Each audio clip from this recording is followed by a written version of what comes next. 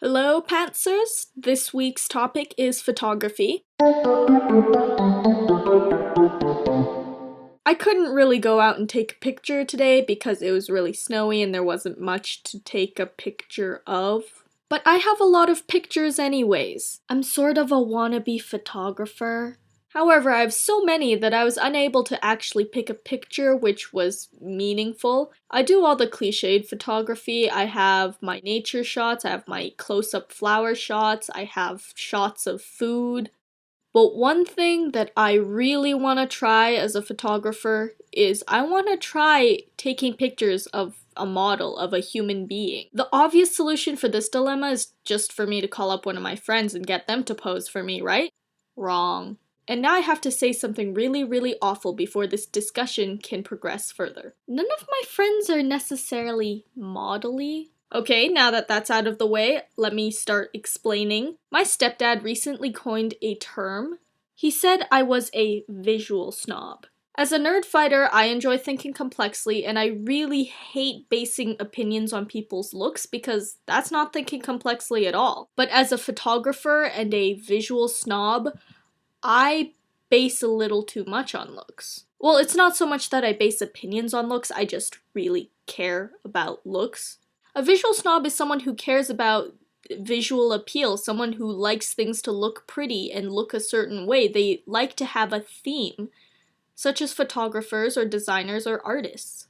So if I were to pursue this idea of wanting to actually do a photo shoot with a model and plan things out and be all wannabe photographer-y, I'd have to drop a little bit of the nerd fighteriness. Or would I? Does it really count as forfeiting your nerd fighterly self if you're aware that you shouldn't judge people by their looks? You just want to for an afternoon because it'll make for really cool photos. It's an interesting thought. Where do you draw the line between basing completely on looks and basing completely not on looks? Because come on, presentation is important. If you've ever been to a job interview, you would know. Pfft, 'cause I've ever been to a job interview. But yeah, that's kind of what I've been thinking about today. And Neela Script Frenzy is going just like NaNoWriMo did. I've already missed a bunch of days, but don't worry, I'm caught up today.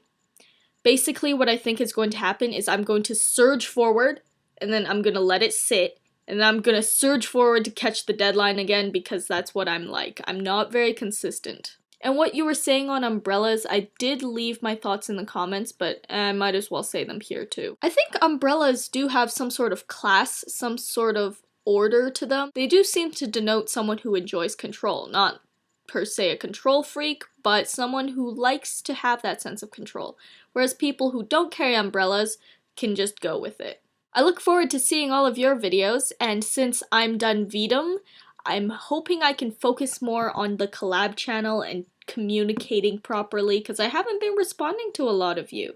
I do in the comments. That's one of the problems. I already respond in the comments, so I have nothing to say on video. DFTBA and best wishes.